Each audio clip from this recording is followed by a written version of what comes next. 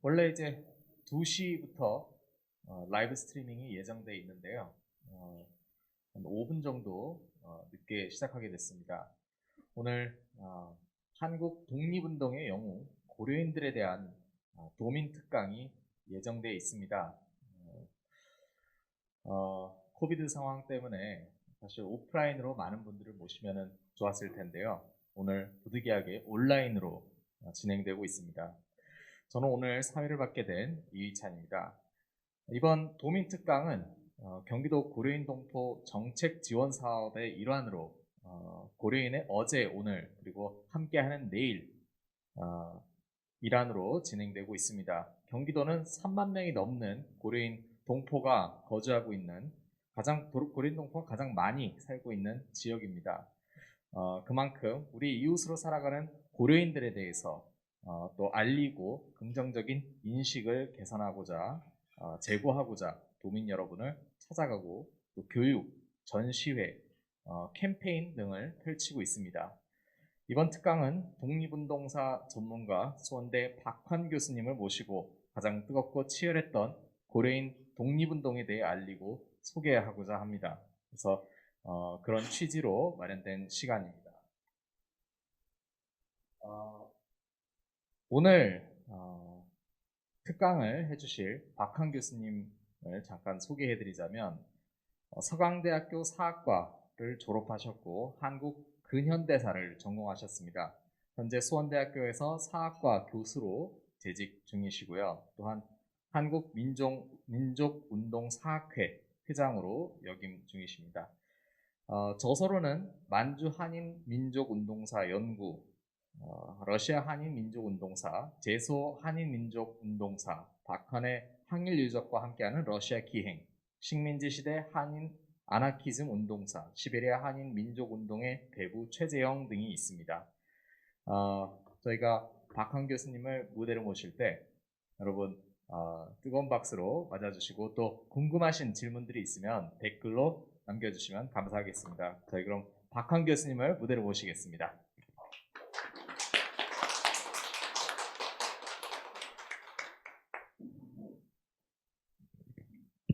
네, 방금 소개받은 수원대학교 사학과에 있는 박환입니다. 오늘 우리 경기도민들 이렇게 인터넷을 통해서 또 여러분들 앞에서 제가 강의를 하게 돼서 개인적으로 큰 영광으로 생각합니다. 제가 오늘 여러분들한테 강의할 내용은 그 한국 독립운동의 영웅 고려인들에 대한 것이고요. 제가 특별히 이제 이렇게 고려인들과 인연을 맺은 것은 1992년도 1월 달인 것 같습니다. 그러니까 지금 2020년이죠. 거의 한 30년의 세월이 흘렀고요. 그런 가운데서 이제 제가 원래 한국 독립운동사 쪽을 전공을 했는데 제가 박사학위 논문은 이제 만주 쪽으로 원래 했었습니다. 그런데 만주 지역을 보다 좀 잘 알기 위해서는 한반도의 한국의 북부 지역 그리고 이제 러시아 지역을 좀 알아야 한국 독립운동사를 이제 제대로 좀 정리할 수 있을 것 같아서 92년도 1월달, 91년 12월에 구소련이 붕괴가 됐죠. 그러면서 이제 제가 러시아를 다니면서 러시아 지역의 항일 독립운동에 대한 많은 유적지들을 또 답사도 하고 또 아울러서 생존 지사분들도 좀 많이 만나고 그러면서 그동안 제가 공부했던 부분들을 짧은 시간이지만 여러분들과 좀 오늘 함께 그렇게 좀 나누고자 합니다. 인터넷 쪽으로 이제 강의하는 것이 되나서 시간을 또 여러분 또 너무 제가 장시간 하면 좀 지루할 수도 있고 또 따분할 수도 있고 해서 한 4, 50분 정도 간단하게 오늘은 이제 한국 독립운동의 영웅 고려인들의 역사를 좀 개괄적으로 여러분들한테 좀 말씀을 드리고자 합니다. 그러면 여러분 함께 보시도록 하겠습니다. 그 제목을 제가 이제 우리들의 항일 영웅 고려인 이야기라고 이렇게 좀 표현을 했고요. 여러분이 이제 사실은 이제 한국 독립운동사에서 고려인들의 어떤 역할이라 그럴까요? 이제 이런 부분에 대해서 생각보다 많은 분들이 잘 모르시는 것 같은 느낌이 들더라고요. 사실은 이제 한국 독립운동사에 있어서 국내외뿐만 아니라 해외에 있는 많은 그러한 동포들이 조국의 광복을 위해서 투쟁을 했고, 그 가운데서는 상해를 중심으로 해서 이제 대한민국 임시정부에서의 활동도 있고, 뿐만 아니라 이제 만주 지역, 러시아 지역, 그 다음에 이제 미국이라든가 멕시코, 쿠바, 뭐 이런 지역에서도 이제 활발히 항일 투쟁을 전개했습니다. 그런 가운데서도 사실은 러시아 같은 경우는 이제 올해가 2020년 올해가 바로 한국과 러시아, 러시아와 한국이 국교를 수교한 지 30년이 됩니다. 그래서 실질적으로 러시아 지역에서 많은 고려인들이 항일 투쟁을 했음에도 불구하고 국교를 수교한 지가 사실은 30년밖에 되지 않아요.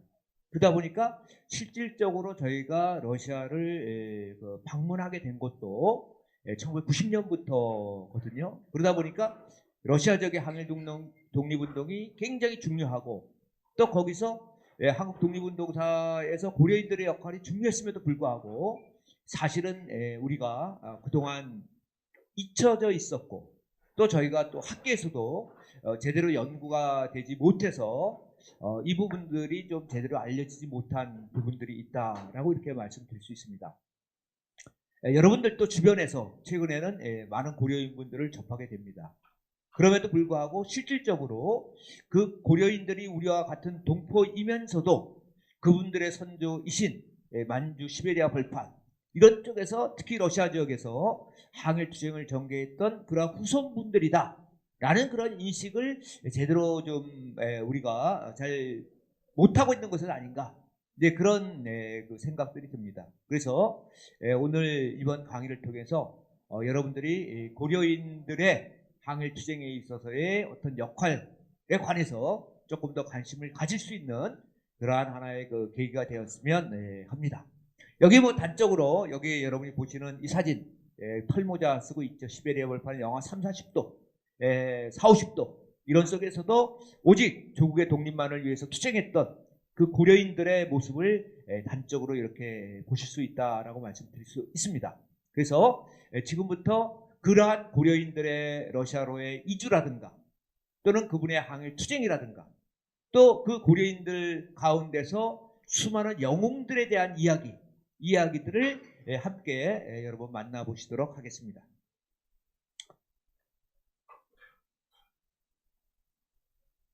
네.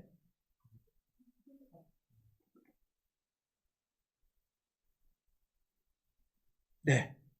지금 우리 고려인들이 주로 활동했던 지역이 이게 이제 전체적으로 러시아 지역입니다만은, 러시아 지역의 전역에서 사실은 고려인들이 항일 투쟁을 전개했고요. 특별히는 우리가 이쪽 지역을 여기 한반도, 블라디보스톡, 여기 하바로브스크라든가 바이카로스가 있는 이르크츠크 이쪽 지역이 특히 연해주 지역이라고, 동해바다, 이쪽이 동해바다거든요. 이쪽 연해주 지역이라든가 하바롭스크 병강 지역이라든가 이쪽 이르크츠크 치타 이쪽 지역, 그 다음에 멀리는 옴스크라든가 에카테린부르크, 모스크바, 상트피터스부르크 쪽에서도, 즉 러시아 전역에서 1860년대부터 이주를 해서 1910년부터 45년 우리가 해방이 될 때까지 러시아 전역에서 수많은 고려인들이 항일 투쟁을 전개했다라고 이렇게 말씀드릴 수가 있겠습니다. 그리고 좀 더 세부적인 지도를 보면 여기 두만강 건너의 이쪽 지역, 그렇죠? 예전에 우리의 고조선, 고구려 발해의 영토였던 이쪽 지역을 중심으로 해서 고려인들의 어떤 항일 투쟁이 전개됐다라고 이렇게 말씀드릴 수가 있겠습니다. 그래서 조금 더 세부적으로 보면 블라디보스톡, 그 다음에 블라디보스톡도 100km 떨어져 있는 우스리스크, 하바로브스크라든가 또는 멀리는 스보보드니, 이쪽에 이제 블라고베시첸스크가 있고, 이쪽에 또 중국의 흑하라는 지역이 있죠. 따라서 여러분이 흔히 아시는 봉우동 전투 지역이라든가, 이쪽에는 이제 청산리, 백두산, 우리 한반도의 북부 지역, 그렇죠? 북부 지역 가운데서도 동쪽 지역, 이쪽에서 이제 주로 우리 동포들이 고려인들이 항일 투쟁을 전개했다라고 말씀을 드릴 수가 있겠습니다. 우리 한인들이 처음으로 러시아로 이주한 것은 1860년대 초로 이렇게 학계에서는 보고 있습니다. 1863년 설도 있고 64년 설도 있습니다만은 1860년 이전에는 과거에 우리 고조선의 땅, 고구려의 땅, 발해의 땅이었고 발해가 거란한테 망하면서 중국 땅이 되었죠.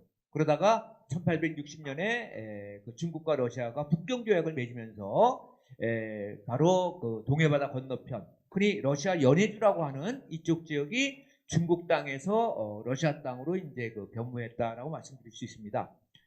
우리 고려인들이 최초로 러시아 땅으로 가게 된 것은 바로 1860년대 초에 한경도 지역에 큰 흉년이 들었고 먹고 살기 어려워서 경제적인 문제, 생존의 문제로 러시아 두만강을 건너서 러시아 땅으로 이동했다라고 이렇게 말씀을 드릴 수가 있습니다.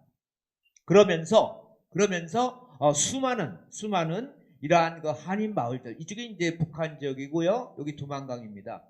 그리고 이쪽이 이제 중국과 러시아의 국경지대고요. 바로 러시아와 북한 지역과 국경인 지역들, 또 중국과 러시아의 국경 지역 쪽을 중심으로 해서, 즉 한반도와 가까운 지역, 이쪽 지역에 다수의 고려인들이 이주를 했다라고 이렇게 말씀을 드릴 수 있습니다.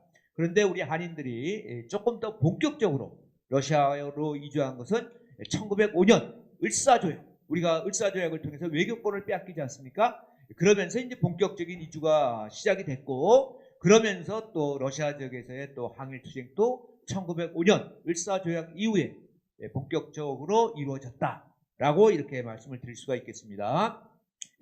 그래서 이제 우리 한인들이 주로 거주했던 지역, 아주 붉게 표시된 부분, 이쪽 지역은 밀집도, 한인들의 밀집도가 아주 높은 그러한 지역이 되겠고, 점차적으로 이제 그 블라디보스토크 이쪽에서 멀어지면서 한인들의 인구수는 이제 점차적으로 이제 줄어들고 있다라고 이렇게 말씀드릴 수가 있겠습니다. 바로 두만강이고요. 이쪽이 이제 중국의 훈춘이 되겠습니다. 그리고 이 두만강 철교 이쪽이 러시아의 핫산 지역이 되겠고요. 이쪽 지역은 그 북한의 선봉 지역이 되겠습니다. 선봉 지역이 되겠는데, 이 선봉 지역은 예전에는 우리나라에서는 웅기, 지금 한국에서는 웅기라고 표현하는 지역이고요. 북한 지역에서는 이제 선봉이라고 하는 지역이 되겠습니다. 바로 이 두만강이고 두만강 철교고요. 이쪽에 이제 동해바다인데, 바로 이쪽 지역을 북한 지역에서 우리 한인들이 이제 이주하기 시작했다라고 말씀드릴 수가 있겠죠. 그래서 최초로 우리 한인들이 이주한 지역이 두만강 건너에 지신허라는 지역이고요. 이쪽 지역에 지금 바로 서태지가 만든 그 한인들이 최초로 이주한 지신허라고 하는 지역의 그 기념비가 지금 이렇게 서 있습니다. 지신허 마을 예터라고 해서 한인 이주 140주년을 기념해서 2004년 5월 9일 날 이제 그 지신허 마을 예터의 그 표지석이 지금 서 있습니다. 러시아 지역에 이주했던 당시 한인들의 이제 모습이 되겠고요. 러시아에 이주한 한인들, 시베리아라든가 러시아 지역이 춥기 때문에 이렇게 털모자도 하나씩 쓰고 있지 않습니까? 한복을 입고 있는 이런 모습. 그리고 농촌에서는 대체적으로 이런 초가 형태를 띠고 있고요. 도시 지역에서는 대체적으로 판자 형태의 그런 집에 살고 있다라고 말씀드릴 수 있겠습니다. 러시아에 이주한 우리 한인들은요, 대체적으로 러시아 학교에 다녔습니다. 그래서 러시아어를 배웠고, 그리고 그 한인들은 러시아인과 같은 학교에 또 다녔고요. 그러면서 그 학교를 설립한 사람들은 대체적으로 이제 그 러시아인도 있고 우리 조선인도 있습니다. 그리고 가르치는 선생님들은 대체적으로 러시아 정교 신부님들이었습니다. 그래서 여기 러시아 정교 신부님이 계시죠. 그리고 이 학교, 연해주에 만든 이 학교의 설립자는 바로 여기 조선 사람입니다. 조선 사람이고, 이분이 바로 러시아 지역 항일 독립운동의 대부라고 알려진 최재형, 체페치카라고 알려진 최재형의 모습입니다. 최재형이 러시아 정교학교를 건립을 해서 러시아 정교에 기부했던 설립해 주었던 그러한 학교가 되겠습니다. 러시아 지역에서 우리 한인들은 1860년대에 주로 이주를 했고, 그리고 1905년에 을사조약이 맺어지면서 독립운동가들도 함께 이주를 하기 시작했고, 또 1910년에 나라가 망하면서 더욱더 항일의 의지를 갖고 수많은 우리 조선 사람들이, 한인들이 러시아로 망명을 했고, 또 더불어서 1919년 3.1운동 이후에 또 항일투쟁을 전개하기 위해서 수많은 사람들이 또 러시아 땅으로 이주하고 이동을 했습니다. 그래서 1919년 당시는 러시아 지역에 살고 있던 우리 동포들의 숫자가 약 20만 명 정도 되었다라고 이렇게 말씀을 드릴 수가 있겠습니다. 러시아에 이주했던 우리 한인들은 1905년부터 1910년 을사조약 이후부터 1910년에 나라가 망하는 그 시점까지 대체적으로 국경지대를 중심으로 해서는 의병투쟁, 도시를 중심으로 해서는 계몽운동을 전개했다라고 이렇게 말씀을 드릴 수가 있겠습니다. 그래서 이때 그 국경지대 두만강 근처에서 의병투쟁을 전개했던 대표적인 인물이 바로 최재형, 이범윤, 이범진, 안중근, 홍범도, 이런 우리 역사 속에서 기라성 같은 그러한 인물들, 지금 말씀드린 이러한 인물들은 전부 다 지금 현재 한국에서 초등학교, 중등학교 교과서에 등장하는 인물들입니다. 이 교과서에 지금 등장하는 인물들이 바로 러시아 지역에서 1905년부터 1910년까지 항일투쟁을 전개했던 그런 분들이 되겠습니다. 지금 현재 그 초등학교에는 여러 인물들이 등장하고 올해부터는 최재형이라는 인물이 초등학교 교과서에 등장을 했습니다. 오늘 이 플로어에 계신 선생님들 가운데에는 또 초등학교에 지금 재직하시는 그 선생님도 좀 와 계십니다. 그래서 초등학교에 있고요. 그리고 뭐 여러분들 뭐 언론지상을 통해서 또 홍범도 장군이라든가 또는 뭐 안중근 의사, 그렇죠? 이범진 공사, 러시아 그 초대 공사였던 또 간도관리사였던 이범윤, 최재형, 이런 인물들이 있죠. 그 중에서 우리 경기도민들께서 특별히 또 좀 관심을 가져줄 인물이 누구냐? 바로 이 이범윤이라는 인물입니다. 이분은 러시아 지역의 간도관리사로 활동을 했고, 간도관리사라는 것은 딴 것이 아니고요, 만주 지역에 이주했던 우리 조선인들을 전체적으로 관리하는 한국에서 파견된 그 공무원의 대표가 간도관리사입니다. 이분이 1905년에 러일 전쟁 당시에 러시아 편에서 일본군과 치열하게 전투를 벌였던 그런 인물이 바로 이범윤이고요. 그리고 을사조약 이후에는 러시아로 망명을 해서 러시아에서 항일 의병을 이끌었던 분이 바로 이범윤이라는 인물이 되겠습니다. 지금 현재로 이야기하면 그 경기도 고양시, 경기도 출신으로서 이제 활동했던 대표적인 인물입니다. 그럼에도 불구하고 사실은 우리 경기도민들께서 이범윤이라는 이름을 잘 모르시죠? 좀 기억을 해주셨으면 좋겠습니다. 그리고 바로 러시아 연해주 항일 운동과 관련해서, 의병투쟁과 관련해서 우리가 가장 주목해야 될 또 다른 인물은 바로 안중근 의사죠.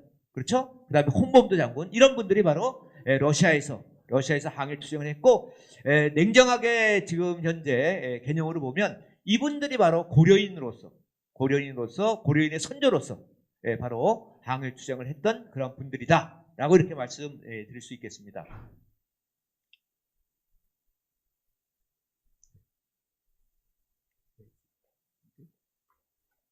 네. 그래서 이제 그 최근에는 이제 그 홍범도 장군 같은 경우는 묘소가 그 크지로르다, 카자흐스탄 크지로르다에 있지 않습니까? 그래서 우리 정부에서도 그 홍범도 장군의 유해를 한국으로 유해를 봉환하려고 하는 그런 움직임도 있다는 것을 여러분 모두 다 잘 아시리라고 믿습니다. 여기가 바로 의병투쟁의 그 본거지였던 두만강 근처의 크라스키노라는 곳입니다. 그리고 여기가 바로 또 최재형이라든가 안중근이라든가 홍범도라든가 이런 사람이 의병결사, 동해를 조직했던 그러한 위치가 되겠습니다. 이쪽 지역이 되겠고요. 이 산 넘어가면 바로 중국 땅입니다. 이쪽 지역에 이제 그 동해라는 조직이 만들어졌었고요. 그리고 이제 의병투쟁에 있어서 가장 대표적인 역할을 했던 인물, 바로 최재형이라는 인물이죠. 최재형은 뭐 여기 여러분들이 혹시 그 화면에 비춰질지 모르겠습니다만은 배치가 최재형이라는 책을 제가 개인적으로 출간을 했었습니다. 그래서 최초로 제가 이제 그 최재형이라는 인물을 좀 발굴을 했는데 이 최재형이라는 인물이 바로 시베리아 항일운동의 대부였고 또 이분이 러시아 지역의 그 항일 투쟁에 있어서 실질적인 많은 역할을 했던 그 대표적인 인물이 바로 최재형이고 따뜻한 인간미 넘치는 인물이었다. 그래서 빼치카 난로라는 그러한 뜻의 러시아 이름을 갖고 있었던 별칭을 갖고 있었던 그런 인물이었습니다. 대한민국 임시정부 초대 재무부 장관을 했고 1920년 4월에 일본군에 의해서 무차별 총살당한 그러한 비운의 혁명가였다.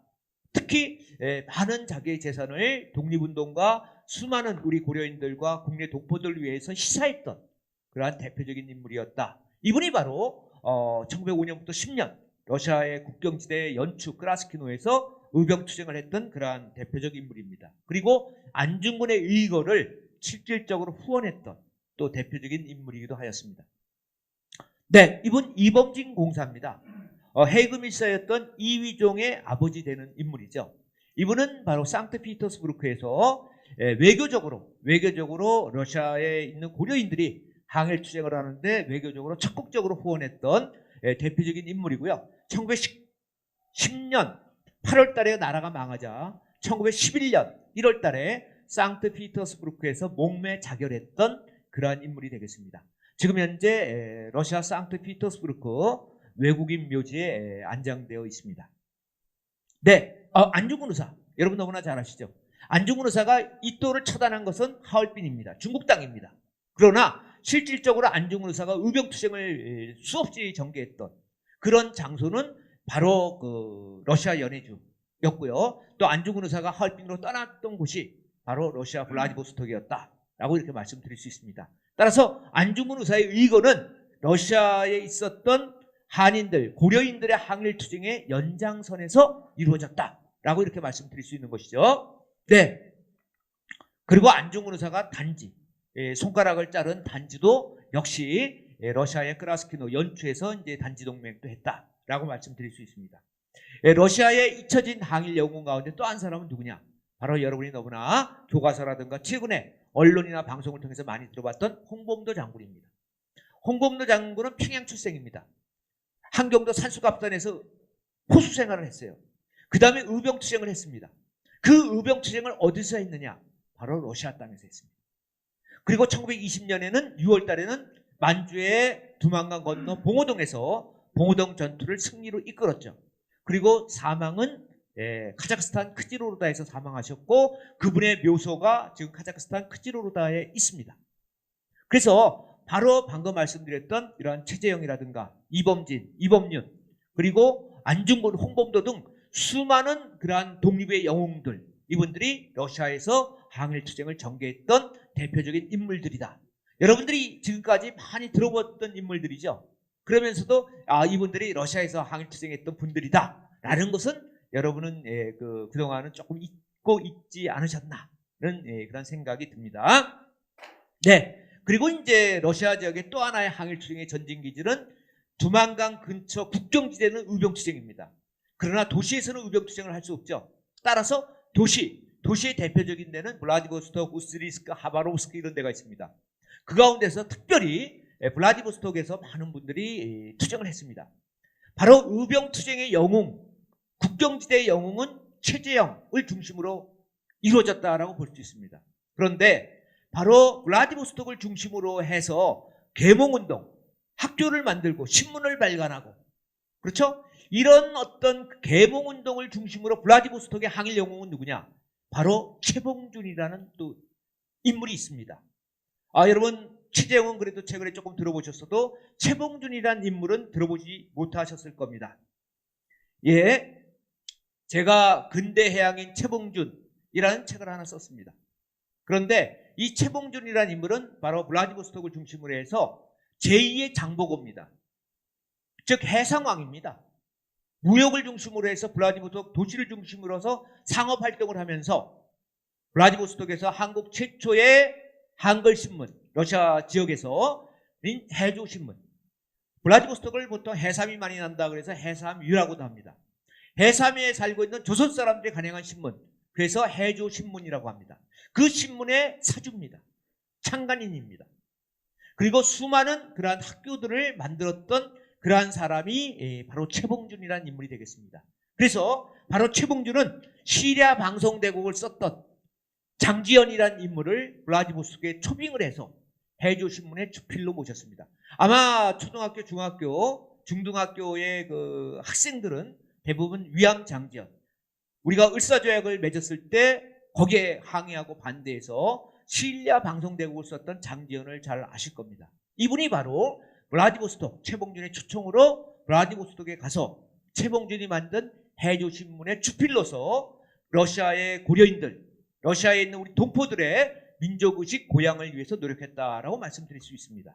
그래서 러시아의 블라디보스토크를 중심으로 계몽운동의 영웅 최봉준이란 인물에 관해서 우리가 주목할 필요가 있다라고 이렇게 말씀을 드릴 수 있고, 아울러서 블라디보스토크는 도시기 때문에 학교를 많이, 한국의 백성들이 다니는 학교, 한민학교라든가 이런 수많은 학교를 만들어서 또 계몽운동을 전개했다라고 이렇게 말씀드릴 수가 있겠습니다.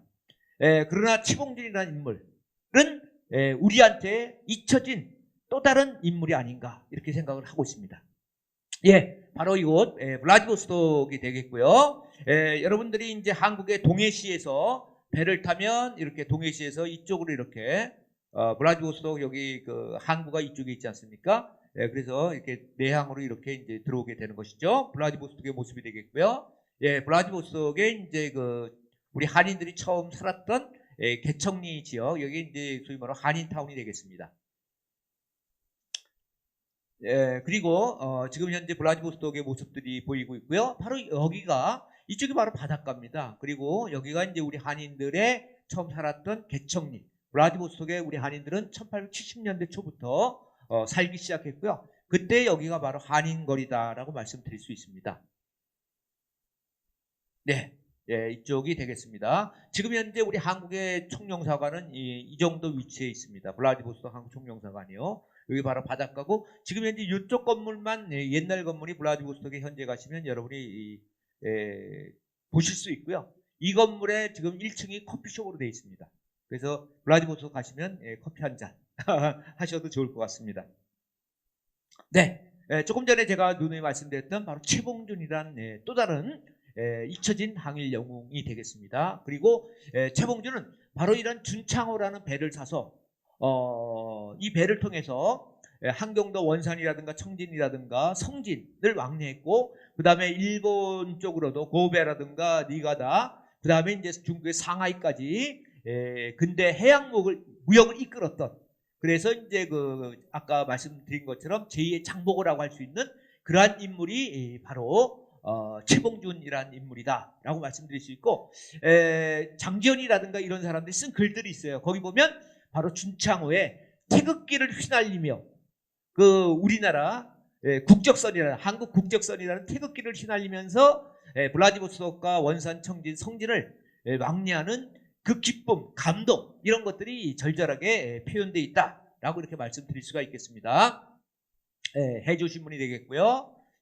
그래서 구한말 1905년부터 1910년 이 사이에는 대체적으로 국경지대를 중심으로 해서는 바로 의병투쟁, 거기에 대표적인 인물은 최재형, 안중근, 홍범도, 그 다음에 블라디보스토크를 중심으로 해서는 계몽운동, 그 중시적인 인물은 최봉준, 이렇게 이제 나누어서 설명을 드릴 수가 있겠습니다. 그럼에도 불구하고 1910년 우리의 그 선조들, 고려인들의 끊임없는 항일투쟁에도 불구하고 1910년 8월 29일 결국 일제에 의해서 조선이 망하게 됩니다.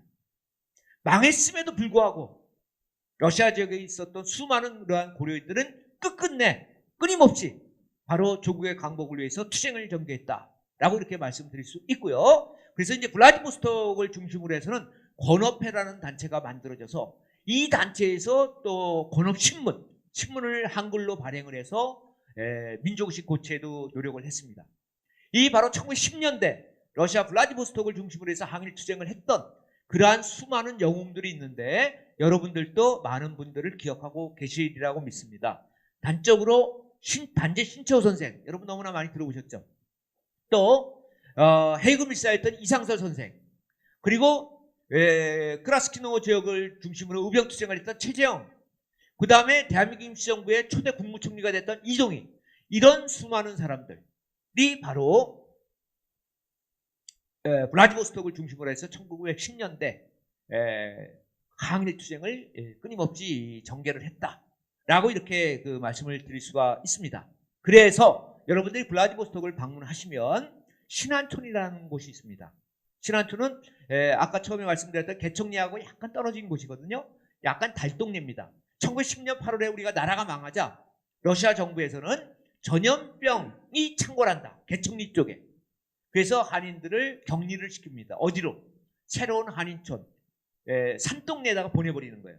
그 산동네가 새롭게 만들어진 한인들이 사는, 고려인들이 사는 마을이다라고 해서 신한촌이라고 했습니다.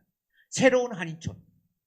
그래서 그 새로운 한인촌을 중심으로 해서 끊임없이 1910년대에도 항일투쟁을 전개했기 때문에 그곳에 지금 현재 신안촌 항일독립운동 기념비가 지금 서 있다라고 이렇게 말씀드릴 수 있습니다. 그래서 블라디보스톡을 방문하는 수많은 사람들은 블라디보스톡의 아르쫌 공항에 내려서 한국으로 블라디보스톡 시내 호텔로 들어올 때 보통 신안촌 항일독립운동 기념비에 참배를 먼저 하고 호텔로 향하는 경우들이 아주 많습니다.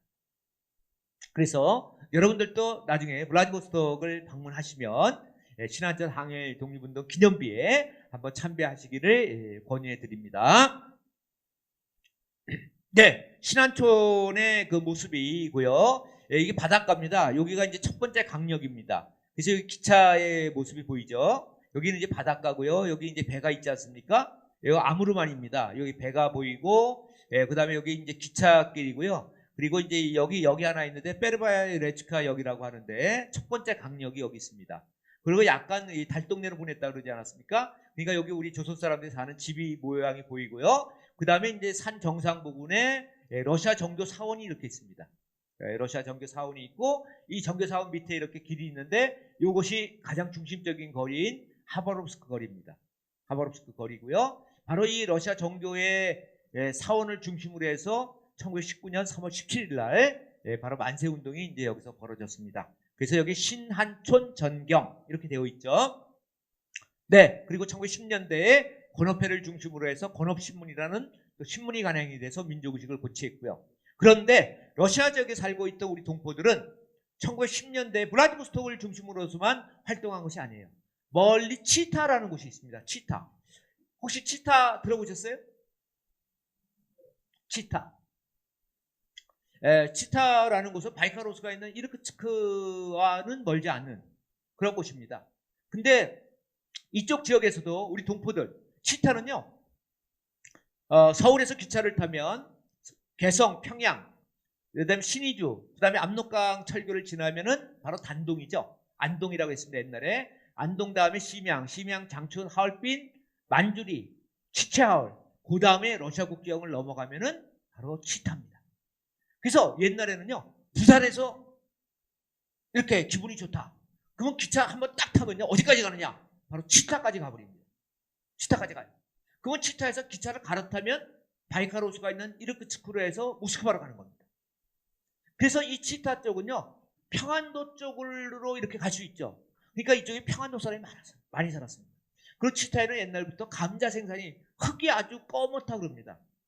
그게 감자 생산이 많이 되는 곳입니다. 치타. 그리고 우리나라의 대표적인 한글학자인 이국로라는 사람이 있습니다.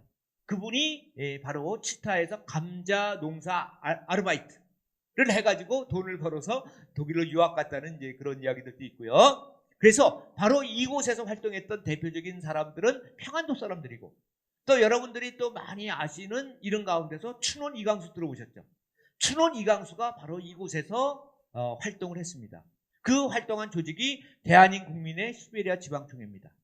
그리고 대한인국민의 시베리아 지방총회인데요. 대한인국민회는 미국의 샌프란시스코에 조직이 됐고, 도산 안창호가 그 회장이었던 그런 조직이 되겠습니다. 도산 안창호가 평안도 사람이거든요. 그래서 이쪽도 평안도 사람이 중심이 돼서 주로 활동을 했다라고 이렇게 말씀드릴 수 있고, 대표적인 사람은 춘원 이강수다라고 이렇게 말씀드릴 수 있습니다. 춘원 이강수가 바로 이곳에서의 경험을 토대로 해서 소설 유정과 무정을 지었다라고 이렇게 말씀드릴 수도 있죠. 예, 그리고 여기에서는 잡지를, 신문을 간행, 블라디보스토크 같은 데서는 신문을 간행했는데, 치타에서는 그 잡지를 간행했습니다. 주르날이라고 하죠, 러시아 말로. 그래서 대한인 정교보라고 하는, 대한인 정교보라고 하는 이러한 또 잡지를 간행을 해서 이쪽 지역에 살고 있는 우리 그 동포들에게 민족의식을 고취시켜서 항일 투쟁을 전개했다라고 말씀드릴 수가 있습니다. 주필이었던 이강이라든가 또 여기 보시는 바로 이분이 바로 춘원 이강수가 되겠습니다. 그리고 그런 가운데서 1910년대에 항일 투쟁을 했는데 1917년에 러시아 혁명이 발발하고 그러면서 러시아 혁명을 진압하기 위해서 시베리아에 미국, 영국, 프랑스, 일본 군대가 들어오기 시작합니다. 그러면서 바로 일본 군대가 우리 항일 독립운동가들을 토벌하게 됩니다. 그래서 일본 군대가 들어온 모습들, 1918년에 블라디보스토크에 일본 군대가 이렇게 들어오고 이러한 그 막강한 화력을 갖춘 일본 군대가 들어오는데 이런 일본 군대와 우리의 항일 영웅들이 치열한 전투를 벌이게 된다라고 말씀드릴 수 있습니다. 그래서 1919년에는 러시아 지역에서 최초로 임시정부인 대한국민의회가 만들어지고 그러면서 1919년 3월 1일 날 국내에서 만세운동이 전개되는데 러시아에서는 1919년 3월 17일 날 활발한 만세운동을 벌이게 되고 아울러서 여러분이 너무나 잘 아시는 서울역에 지금 현재 강욱유 우사 동상이 서 있지 않습니까? 강욱유 우사가 블라디보스토크에서 서울 남대문역으로 와서 새롭게 부임하는 일본 총독을 저격한다든가 이러한 어떤 러시아 지역에서 1919년 3.1운동을 전후로 해서 활발한 그러한 항일 투쟁을 지속적으로 전개했다라고 이렇게 말씀드릴 수가 있겠습니다. 그래서 1919년 3월 17일 날 바로 블라디보스토크 신안촌을 중심으로 해서 이렇게 태극기 휘날리며 수많은 동포들이 모은 가운데 항일 투쟁을 만세운동을 전개했고요. 이러한 만세운동은 두만강가인 크라스키노뿐만 아니라 멀리 바이칼 호수가 있는 이르크츠크에서까지도 시베리아 한복판에서도 바로 이 고려인들이 항일 만세운동을 전개했다라고 이렇게 말씀드릴 수 있습니다.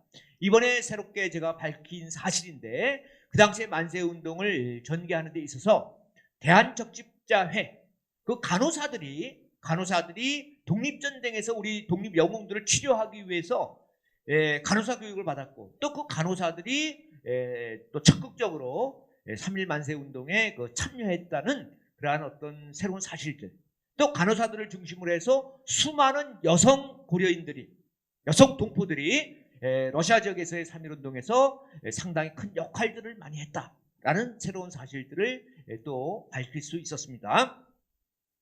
네, 그리고 러시아 지역의 3.1운동을 이끈 영웅은 바로 문창범이라는 또 인물이 있습니다. 문창범은 대한국민의회의 의장이었고 또 1919년 4월 11일 상하이에서 대한민국 임시정부가 만들어졌을 때 초대 교통부 장관입니다. 교통부 장관을 담당했던 인물이 바로 문창범이라는 인물입니다. 그래서 최재형과 최봉준이 1세대의 영웅이라면 러시아적 고려인들의 제2세대의 항일 영웅은 바로 이 문창범이란 인물이 있다라고 말씀드릴 수 있습니다. 그럼에도 불구하고 이 문창범이라는 인물은 제대로 알려지지 않았죠. 이분의 고향은 우스리스크 근처의 부질로프카 육성촌이라는 그러한 곳이고요. 이 육성촌의 농민학교의 교사로서 활동했던 사람이 바로 유명한 낙동강의 작가 조명희라는 인물이 바로 우스리스크 부질로프카 쪽에 이제 출생이다라고 이렇게 말씀드릴 수 있습니다. 그리고 러시아 지역의 3.1운동 독립선언서를 만든 분은 바로 그 유명한 백암 박은식 선생이었다라고 이렇게 또 말씀드릴 수 있죠.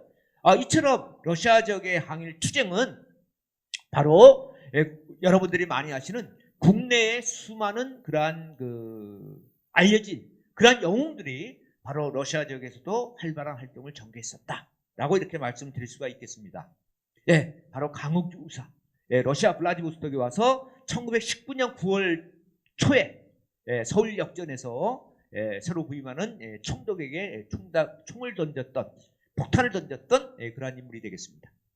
바로 그 모습이고요. 그리고 그 당시에 항일 투쟁을 했던 수많은 그러한 고려인 항일 영웅들이 이러한 깃발을 휘날리면서 항일 투쟁을 전개를 했었습니다. 네. 그리고 러시아 지역에서 항일 투쟁을 전개하는 데 있어서 또 한 분의 영웅은 바로 수많은 남성들이 활동했지만 그 남성들 위해서 남성들을 지도했던 그 리더가 있습니다. 그 사람이 누구냐? 바로 김 알렉산드라 페트로브나 스탄게비치, 김 스탄게비치라고 하는 그러한 그 여성 항일 운동가가 되겠습니다. 한국 최초의 사회주의자로 알려진 그러한 여성 독립운동가고요. 안타깝게도 1918년에 하바롭스크 아무르 강변에서 처형당했던 그러한 그 불운의 그러한 비운의 혁명가였다라고 이렇게 말씀드릴 수가 있겠습니다. 그래서 바로 김 스탄게비치가 처형당했던 아무르 강변의 우조스라고 하는 그러한 곳이 되겠고요. 그리고 이제 이 외에도 우리 그 러시아에서 활동했던 수많은 한국 독립운동의 영웅들이 있죠. 바로 김경천 장군입니다. 일본 육군사관학교를 졸업했어요. 그리고 일본 육군 현역 장교였어요. 그런데 3.1운동 당시에 만주와 러시아로 망명해서 러시아에서 백마를 타고 시베리아 벌판을 누비면서 항일운동을 전개했던 그 위대한 장군, 바로 그 김경천 장군의 모습이 되겠습니다. 일본 육군사관학교 기병과를 졸업했던 그러한 인물이고요. 이 사진은 일본 육사 생도 시절의 사진이 되겠습니다. 그분들의 후손들 즉 고려인들이 후손들이 지금 현재 그 카자흐스탄 그 까라간다의 그 후손들이 살고 있습니다. 따님들의 이제 모습이 되겠고요. 손자 손녀들의 이제 모습이 되겠습니다. 네, 그리고 또 그 러시아에서 활동했던 수많은 항일 영웅 가운데 한 사람인 바로 이용이란 인물입니다. 이용은 너무나 여러분들이 잘 아시는 이준 열사의 아들입니다. 그리고 이분은 이제 또 러시아에서 1910년대, 20년대 항일 투쟁을 했던 대표적 영웅으로 이제 알려진 그러한 인물입니다. 이용 장군, 바로 이 사진이 이용 장군 부대가 되겠습니다. 이용 장군, 그 다음에 한창걸 장군, 이런 사람들의 그 부대 사진이 되겠습니다. 네, 그리고 또 수많은 영웅 가운데 한 사람들은 1921년 12월에 블라디보스톡에서 우스리스크를 지나면 지금 현재 지명은 달레네첸스크입니다. 근데 예전에는 이 지역을 이만이라고 했습니다. 이만 전투라는 게 있습니다. 그래서 이 또 우리 수많은 러시아 지역의 항일 독립운동가들이 일본군과 또 러시아 백군과 치열한 전투를 벌였습니다. 그래서 수많은 우리 그 고려인들, 항일 투쟁을 했던 고려인들이 희생을 당했고 그분들의 묘소에 이렇게 이만전투 추도비가 지금 또 현재 이만역 근처, 달레네첸스크 역 근처에 지금 자리 잡고 있다라고 이렇게 말씀드릴 수 있습니다. 지금 바로 이 부분이 이만 전쟁에서 희생당했던 우리 항일 의병들, 항일 독립군들의 그 시신이 되겠습니다. 그래서 그 당시에 우리 항일 투쟁을 했던 독립군들이 추모하는 그러한 모습이 되겠습니다. 네, 그리고 또 하바롭스크 근처에 가면 몰로차이프카라는 데가 있는데 이 몰로차이프카에서도 1922년 2월 달에 우리 수많은 독립군들이 러시아 적군과 더불어서 러시아 백군과 일본군과 치열한 전투를 벌였습니다. 그래서 또 위대한 승리를 거뒀고요. 그때 활동했던 대표적인 우리 항일 독립운동가 가운데 한 사람이 바로 최봉설 또는 최계립이라고 하는 사람입니다. 이분도 카자흐스탄 그 크지로다 쪽에 살다가 지금 현재 후손들은 카자흐스탄 침켄트에 지금 살고 있습니다. 심켄트라는 곳은 이제 우즈베키스탄 쪽하고 조금 가깝죠. 네, 그리고 또 1921년 10월 달에는 러시아 연해주 동해안 쪽에 올가라는 데가 있습니다.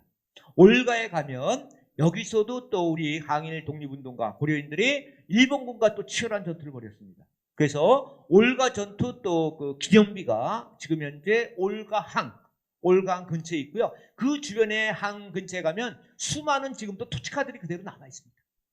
네, 아주 시멘트로 이렇게 되어 있는 그 당시에 그 수많은 토치카들을 우리가 이제 볼 수 있는 것이죠. 이처럼 지금까지 제가 말씀드린 것처럼 1905년부터 1922년까지 우리 독립운동가들이 수많은 항일투쟁을 전개했습니다. 그래서 여러분들이 러시아 지역에 가면 그 수많은 항일투쟁의 흔적들을 볼 수 있습니다. 그리고 여러분들이 중앙아시아, 카자흐스탄, 우즈베키스탄, 키르기스탄, 타지키스탄, 투르크메니아 등 이 중앙아시아 지역에 가면 그 수많은 항일투쟁가들의 아들, 딸, 손자, 손녀인 그분들의 후손들을 여러분들이 만나서 생생한 그러한 조상들의 항일투쟁의 그러한 이야기들을 여러분들이 들을 수 있다. 그리고 바로 그 중앙아시아 지역에 살고 있는 수많은 우리 고려인들, 그리고 지금 한국에 나와 있는 그러한 고려인들, 이런 분들이 바로 수많은 시베리아 벌판에서 항일투쟁을 했던 수많은 그러한 지사님들의 혈연 관계가 있는 그러한 분들이다 라고 이렇게 말씀을 드릴 수 있습니다. 따라서 이러한 수많은 항일투쟁에 대해서 일본 놈들이 가만히 있을 사람들이 아니죠.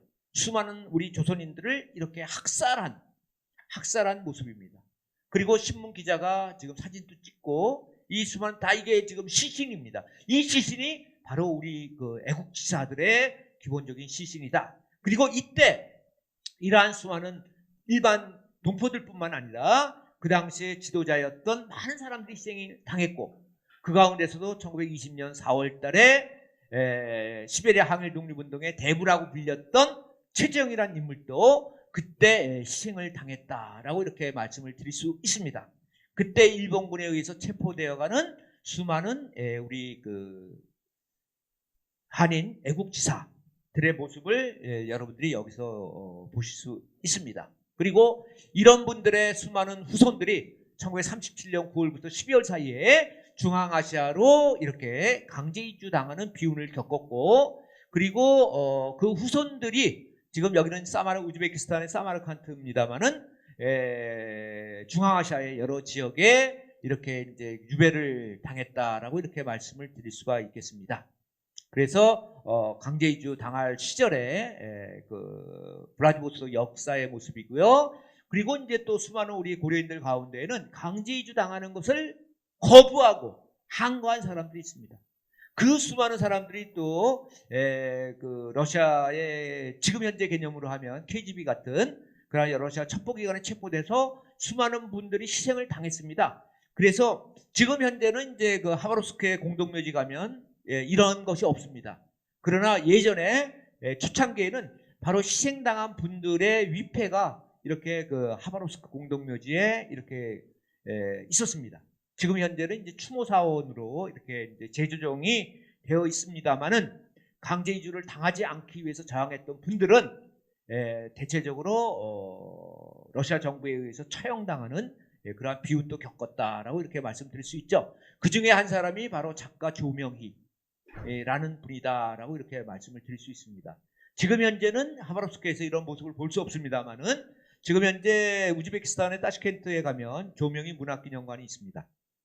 그리고 조명희에 대해서는 우리 대한민국 정부에서도 높이 평가해서 블라디보스토크의 전망대 근처에 조명희 선생 문학기념비가 있고요. 그리고 한국의 현재 대통령께서도 그쪽에 참배를 하셨기 때문에 러시아 정부에서 각별하게 지금 현재 성역화 작업을 지금 블라디보스토크에서 하고 있다. 지금 거의 다 완성이 됐습니다. 네, 이 바로 일부 그 강제 이주를 거부하다가 체포되어서 추옥됐던 조명희 선생의 모습이 되겠습니다. 네, 그리고 우스토베라든가 이런데 카자흐스탄 이런데 강제 이주됐고요.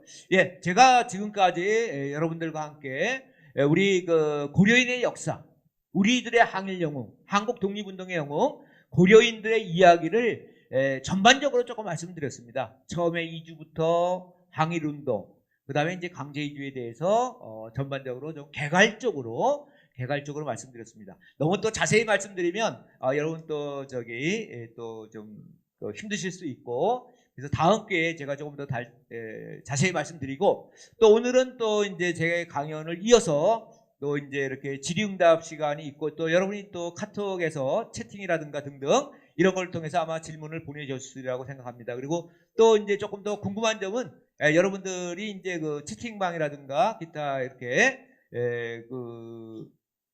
그런 의견을 달아서 아마 보내주셨으리라고 생각하고 또 지금이라도 빨리 여러분들이 적어서 보내주시면 제가 성실히 답변을 올리도록 하겠습니다. 예, 감사합니다. 고맙습니다.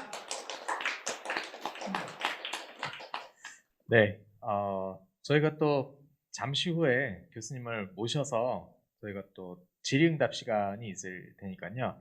지금 잠깐 자리에 착석해 주시면 감사하겠습니다. 그 사이에 저희가 또 고려인 미니 다큐멘터리도 준비되어 있고요. 너무나 의미 있는 특강을 해주신 박한 교수님께 다시 한번 여러분 박수 보내주시면 감사하겠습니다. 네, 오늘 이런 도민 특강의 주체는 대한민국 경기도와 또 사단법인 너머가 있습니다. 이 사단법인 너머 많이들 알고 계실 것 같은데요. 그래도 처음 시청하시는 분들을 위해서 간단히 소개를 드리겠습니다. 너머라는 단체는 2011년 설립된 시민단체로 국내 체류하고 있는 고려인 동포들이 한국 사회의 구성원으로 당당하게 살아갈 수 있도록 지원하고 고려인 동포들이 지역과 시민사회와 함께 어우러지는 따뜻한 공동체 건설을 통해 사회 통합에 이바지하고 모두의 삶의 질 향상에 기여함을 목적으로 하고 있습니다. 한글 교실, 그다음에 제도 개선, 지역사회 협력, 시민 교육, 미래 세대 지원 이런 다양한 사업들을 하고 있습니다. 그리고 이런 도민 특강 이런 것도 지금 너머가 주체적으로 또 앞장서서 이끌어가고 있습니다. 관심 많이 가져주시고 네이버나 인터넷에서 너머 사단법인 너머 검색하시고 또 후원에 동참해 주시면 대단히 감사하겠습니다. 저희가 잠깐 한 5분 정도의 휴식 시간을 갖고 미니 다큐멘터리를 시청하고 박한 교수님과 함께 질의응답 시간 추가로 갖도록 하겠습니다. 네, 감사합니다. 하실 수 있습니다. 자, 지금 그림이 잘 나가고 있겠죠? 네. 남은 시간 동안은 저희 일부에서 특강을 해주신 박한 교수님을 모시고 또 고려인 한 분을 모셔서 시청자들의 질의응답 그리고 또 궁금한 점 이런 것들을 여쭤보는 시간을 갖도록 하겠습니다. 박한 교수님과 우리 또 고려인 초대 손님을 무대로 모시겠습니다.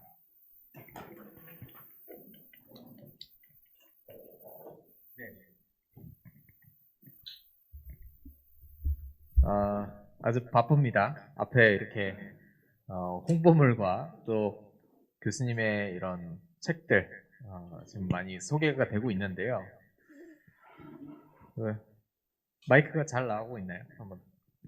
예. 네, 지금 켜졌습니다. 예. 네.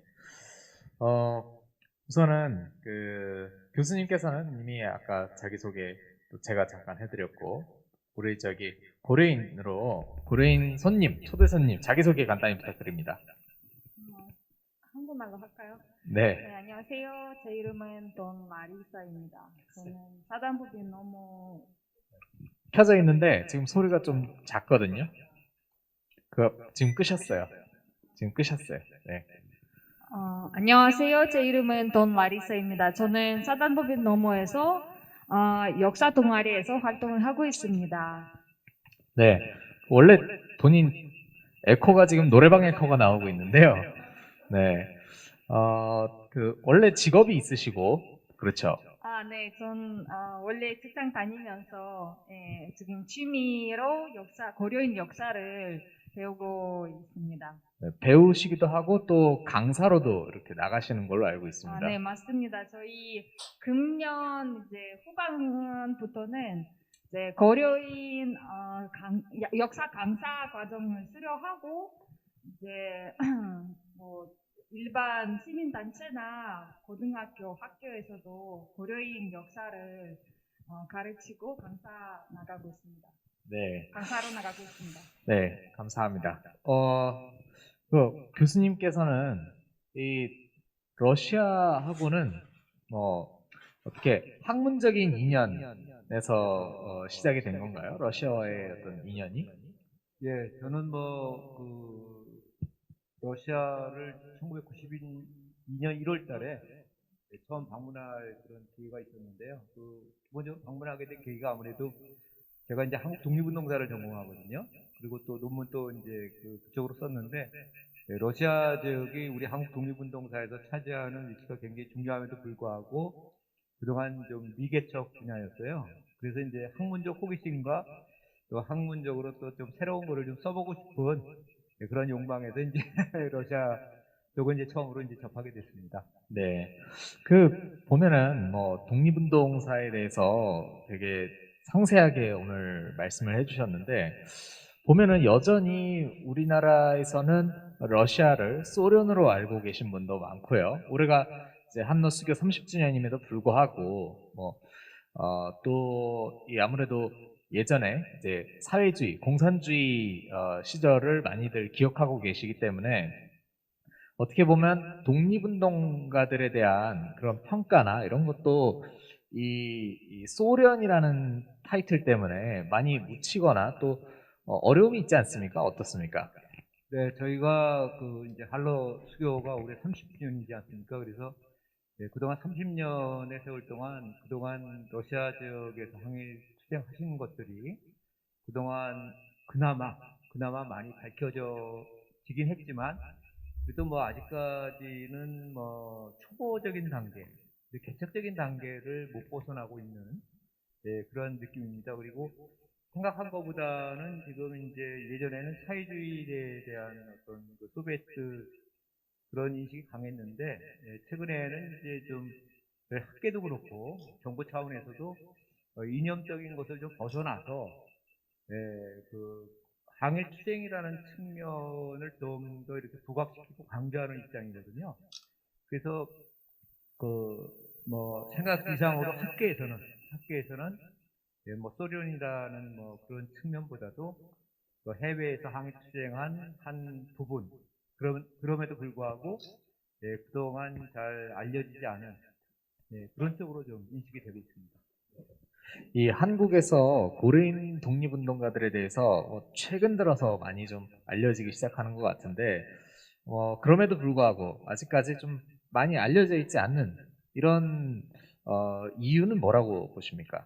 아무래도 뭐 자료 문제가 제일 좀 큰 것 같습니다. 그러니까 러시아 지역 같은 경우는 이제 러시아 각 지역에 특히 이제 모스크바라든가 상트피터스부르크 중심으로 돼 있지만 문서보관소가 많이 있지 않습니까? 그러니까 그 문서보관소의 자료들을 저희가 이제 습득하기가 굉장히 좀 어려운 측면이 있고요. 습득했다 손치더라도 사실은 이제 저희가 한국사 쪽에서 이렇게 접근하다 보니까 러시아어에 좀 능숙하지 못하고 그러니까 자료를 이제 번역해서 자료로 이제 가공해서 활용하는 데 있어서도 상당히 좀 어려움이 있습니다. 그러다 보니까 자연스럽게 러시아 지역의 항일운동이 상대적으로 굉장히 중요함에도 불구하고 제대로 아직까지 뭐 이렇게 연구되지 못하는 그러한 좀 안타까움이 있는 것 같습니다. 네.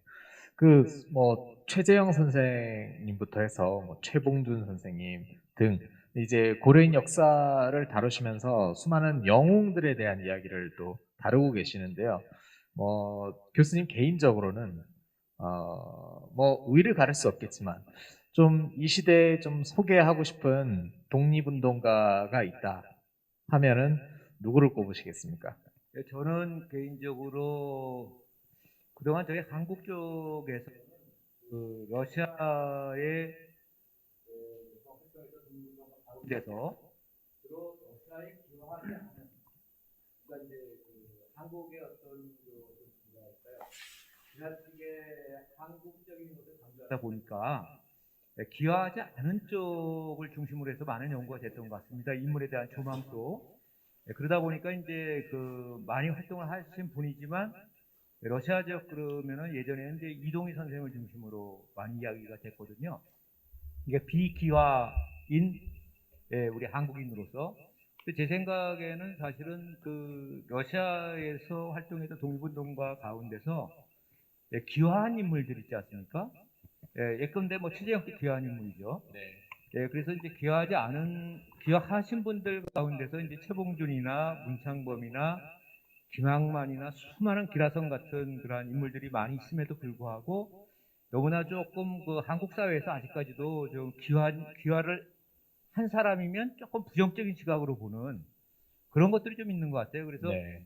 예, 그분들의 어떤 그 당시에 그 삶의 환경이라든가 조건이라든가 여러 가지를 고려해서 귀화를 했든 안 했든 간에 그걸 넘어서 예, 조국을 위해서 항일투쟁을 했고 나름대로 노력한 그러한 위대한 인물들을 예, 영웅적인 인물들 외에도 수많은 그러한 일반 그 고려인들의 어떤 노력과 희생이 있지 않았습니까? 그러니까 그런 분들에 대해서도 좀 많은 관심을 좀 가졌으면 하는 그런 게 개인적인 소망입니다. 네. 우리 또 옆에 앉아 계신 선생님께는 여쭤보고 싶은 게 이제 한국에 오시기 전에 이런 고려인의 역사, 특히나 이제 고려인 독립운동사에 대해서 들어보시거나 또 공부하신 적이 있으신가요? 사실 부끄러운 일이지만 들어본 적도 없고 배운 적도 없었습니다. 한국에 와서 처음으로 고려인 역사를 배우게 됐고요. 그리고 오늘 같은 날에 교수님과 이렇게 직접 만나서 굉장히 큰 영광이라고 생각하고요. 제가 사실 교수님께 특별히 감사드리고 싶은 말씀을 드리고 싶은데 왜냐하면 지금 아까 영상도 보셨지만은 고려인들 현재 상황에서 정체성에 대해서 많이 혼란스러워하고 이제 잘 그 방향을 잘 못 잡는 상황에서 현재 지금 고려인의 어떻게 보면 고려인의 깊은 그 역사에 대해서 그동안 많이 이제 공부하고 연구하시고 이것을 지금 이렇게 전달을 하시는 분들 많지 않은 것 같아요. 그래서 제가 이게 굉장히 감사하다는 일이라고 생각하는 게 제가 한국에 와서 이것을 여기서라도 이렇게 조금 복 넓게 배울 수 있다는 기회가 굉장히 깊습니다. 네. 그리고 역사에 대해서 맞아요. 저는 이제 배운 적이 없지만 제가 조금 있다가 교수님께 사실 지금 배우면서 이제 질문을 드리고 싶은데 궁금한 기회 것들. 주시면 네, 네. 물어보겠습니다. 네, 알겠습니다. 사실 그 많은 젊은 청년들, 고려인들이 정체성 혼란을 겪고 있고, 나는 누구인가. 근데 이제 그 혼란의 원인 중에 하나는 또 자기네들이 어떻게 해서 고려인들이 러시아와 중앙아시아로 가게 됐는지에 대한 어떤 역사적 사실 이런 것들이 좀 부족한 것에서도 그런 혼란이 비롯되는 거거든요. 그래서 이런 뭐 한국 사람도 이 독립운동사를 공부하는 차원에서 고려인을 배우는 것이 중요하지만 고려인 스스로에게도 굉장히 중요한 일인 것 같습니다. 이 국내 고려인들이 겪는 어려움, 뭐 방금 정체성도 말씀하셨는데, 직접 당사자로서 어떤 것들이 있습니까?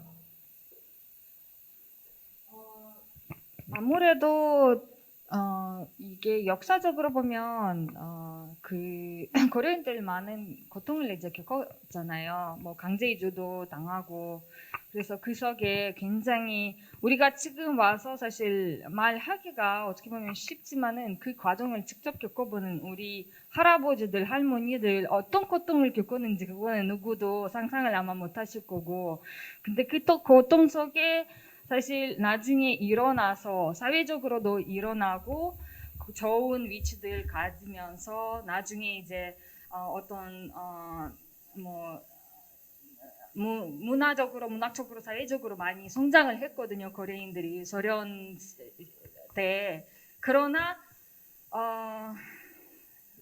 91년도 이제 소련이 해방이 되고 나서 해체가 되고 나서 고려인들이 다시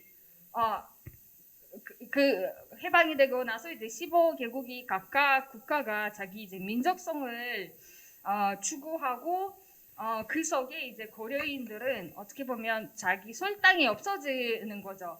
그리고 사회적으로 큰 이제 분리적인 그런 이제 영향을 받게 되었고요. 그래서 저희 이제 친척들 중에도 그런 사람들 많고 갑자기 이제 뭐 승진을 하다가 아니면 성장을 하다가 갑자기 그게 다 멈춰버리고 억압을 받으니까 자기 꿈을 펼치지 못하는 근데 우리 이제 위에 이제 친척들도 그렇지만은 그 당시 저희가 젊은 저희가 그거 바라보면서 이제 꿈이 없어지는 거죠. 그 미래가 없어지는 거고 그런 이제 어려운 점이 있었고 그래서 사실 제 세대에 있어서 굉장히 큰 이제 가덕이라고 봐야 되나 생각하는 게 우리 세대가 그걸 겪었고 그래서 우리 세대 때 정말 이렇게 흩어지고 이주하고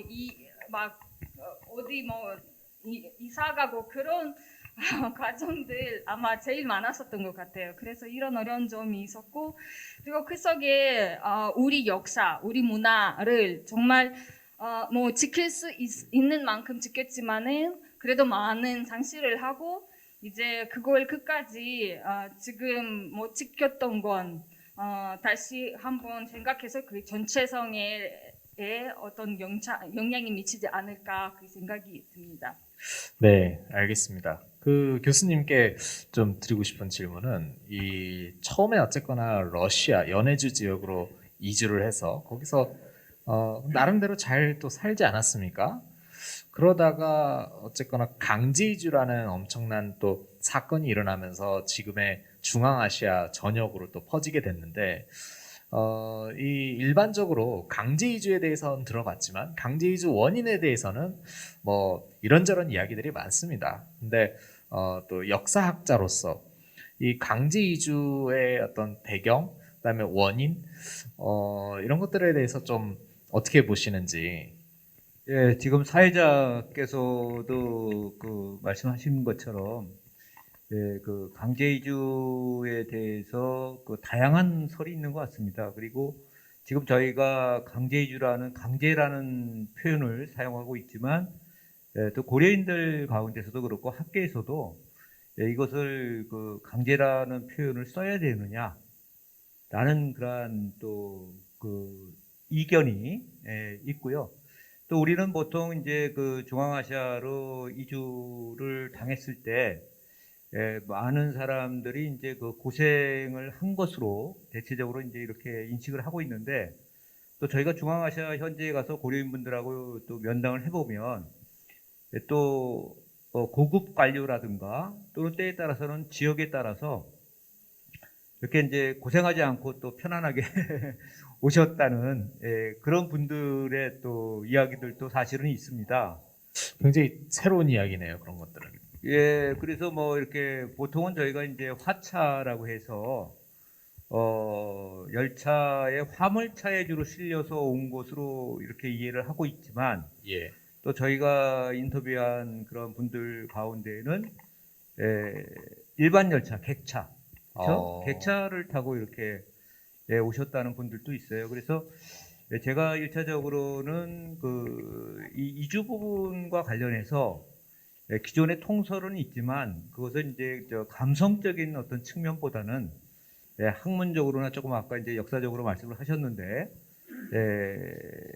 좀 자료에 대한 수집 정리 그리고 역사적 평가가 이루어져야 되는데 아직까지는 저희 한국에도 강제 이주와 관련해서 이렇게 뭐 대표적인 연구자 이렇게 하면 뭐 한두 사람을 제외하고는 사실은 연구자가 없어요. 저도 이제 독립운동사를 연구하는 사람이지 제가 이제 그 이주 문제나 강제 이주 쪽을 전공하는 사람은 아니거든요. 그래서 조금 더 자료 수집과 정리와 전문 연구자의 어떤 배출 이런 것들이 이루어지고 또 그런 것을 스탈린 시대의 어떤 이주 문제를 우리 고려인만의 또 문제는 아니지 않습니까?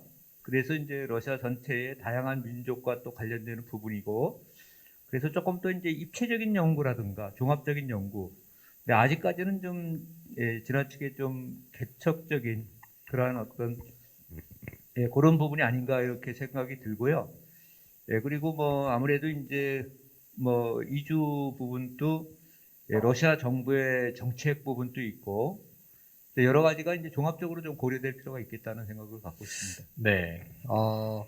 이 보면은 그래도 이 고려인들이 보면은 1900 이제 강제 이주 이후에 한 1960년대부터는 뭐 강제 이주가 된 이후에 그 지역 사회에 굉장히 또 뿌리를 내리고 뭐 중앙 정치권이라든가 재계 이런 데도 많이 진출을 하고 있거든요. 그래서 우리가 한국에서 지금 한국에 거주하고 있는 고려인 분들은 우리가 여기서만 보니까 다들 뭐 어쨌거나 뭐 이 노동자들을 주로 만나고는 있지만 사실 그 러시아나 또 중앙아시아 지역을 가면은 뭐 그 사회의 기준에서 봤을 때 굉장히 성공한 고려인들도 아주 많습니다. 그래서 우리가 고려인들을 볼 때 너무 한쪽 면의 시각으로 보는 것에서는 좀 벗어나야 되지 않나 그런 생각이 들고요. 또 아까 그 정주라는 말씀을 해주셨잖아요. 이 정주도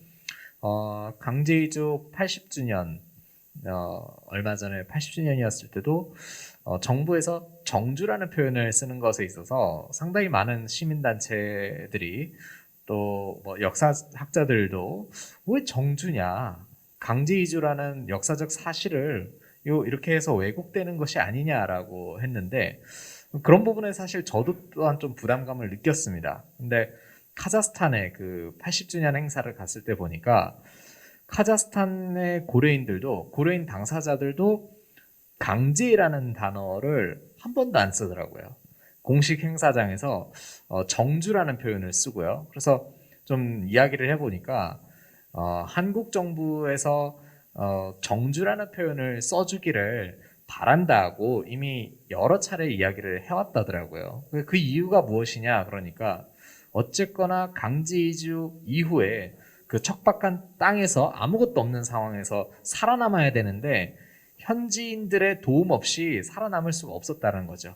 현지인들의 도움을 받고 은혜를 입고 또 그 민족으로서 그러니까 그 일환 사회의 일원으로서 인정을 받고 또 같이 살아가게 됐는데 지금 와서 강제 이주다. 우리를 오기 싫었는데 여기에 왔다라고 하는 것 자체가 거기 거주하고 있는 고려인들이 굉장히 불편한 상황이 될 수 있기 때문에 강제라는 표현보다는 물론 과정은 강제였지만 지금의 어떤 상황에서는 정주라고 표현해주길 바란다 이런 이야기를 하더라고요. 네, 지금 이찬 쌤의 그 말씀을 잘 들었는데요. 강제 이주라는 표현하고 사실은 이제 정주라는 표현하고 뭐 그 두 부분에 관해서 그 학계에서도 좀 아직까지 논란이 좀 있습니다. 그리고 이런 부분이 또 한국과 러시아와 한국의 그 외교 관계와 관련해서도 또 좀 고려할 부분도 있고요. 그런데 이제 강제 이주냐 정주라는 어떤 개념이 더 정확하냐 역사적 개념으로 현재적 개념보다는 그러기 위해서는 이제 좀 더 수많은 자료 검토라든가 이런 것들이 좀 더 있어야 되는 것은 아닐까.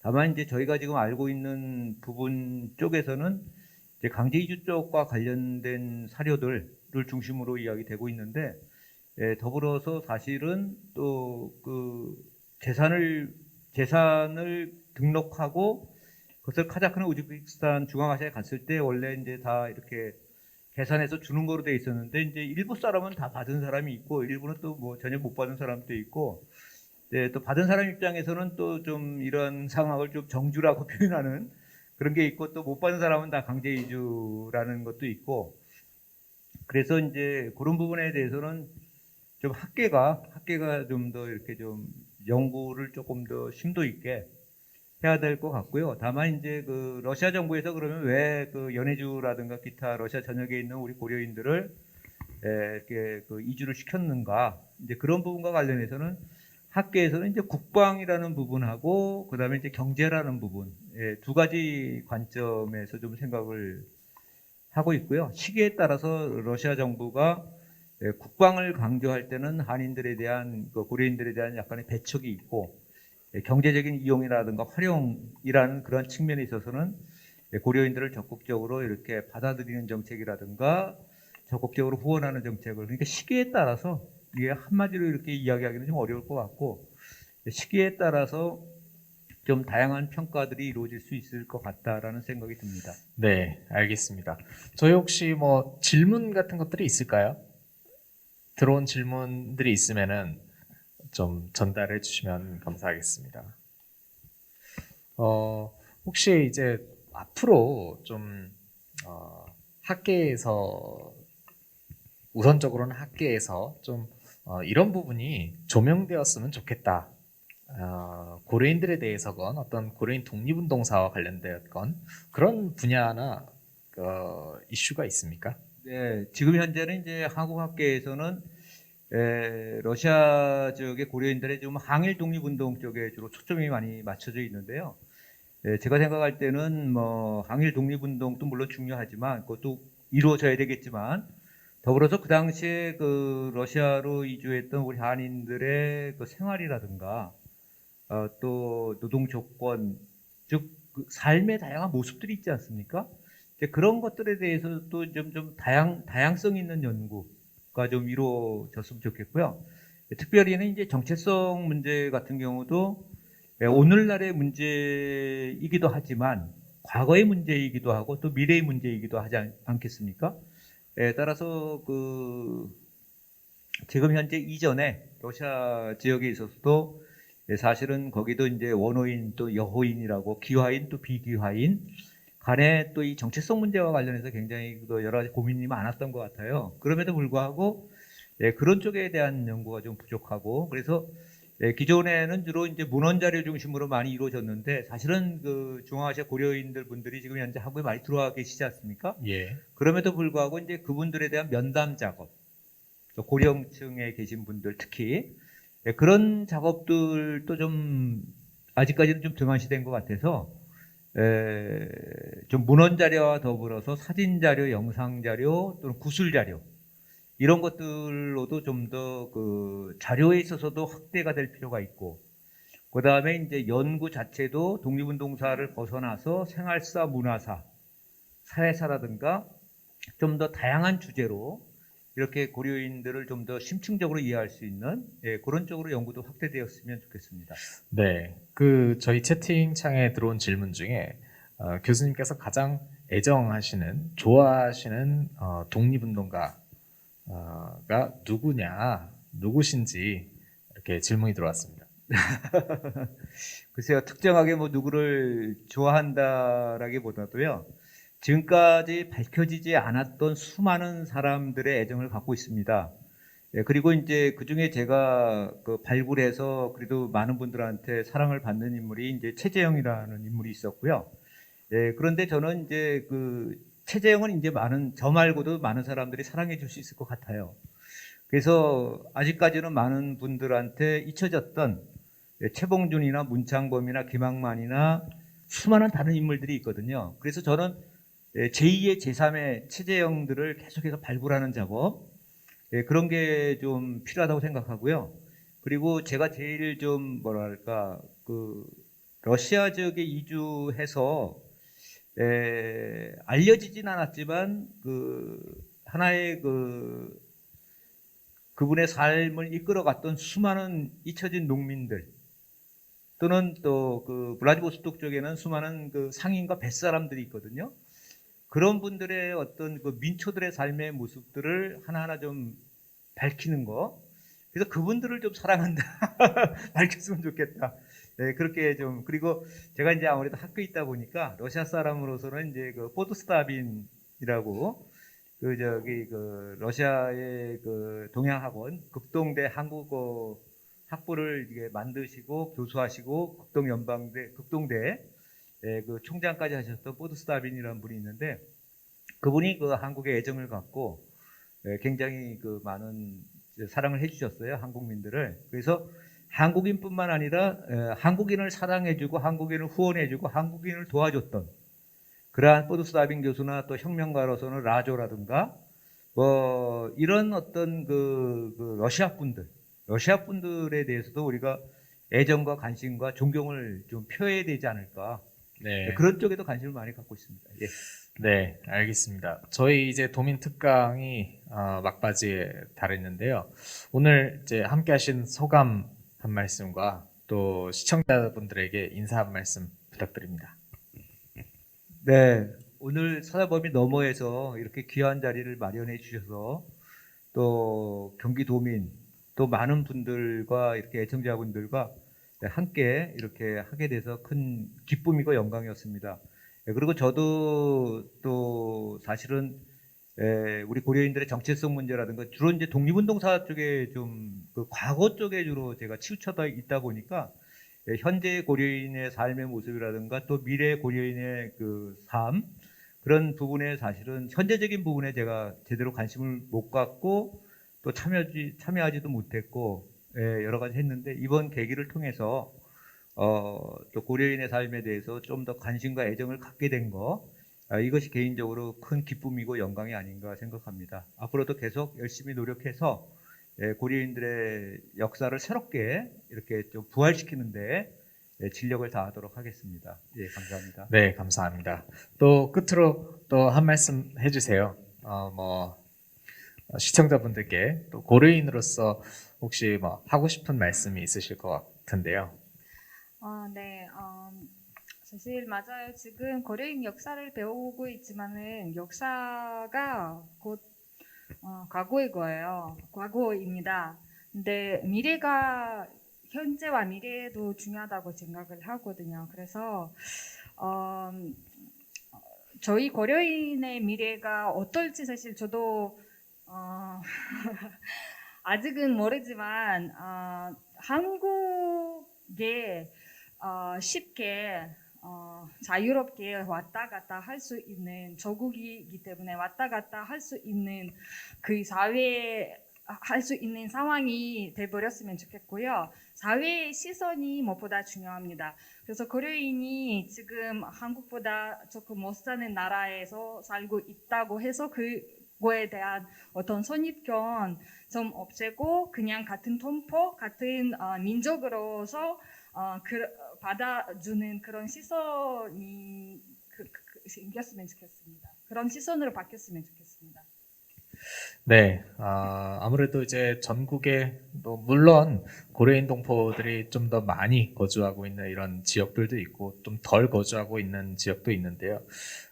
대체적으로 일단은 대한민국 국민들에게 이런 동포를 바라보는 시선이나 그런 동포애라고 하죠. 동포애가 앞으로 좀 더 많이 생겼으면 좋겠다는 이야기로 저는 들렸습니다.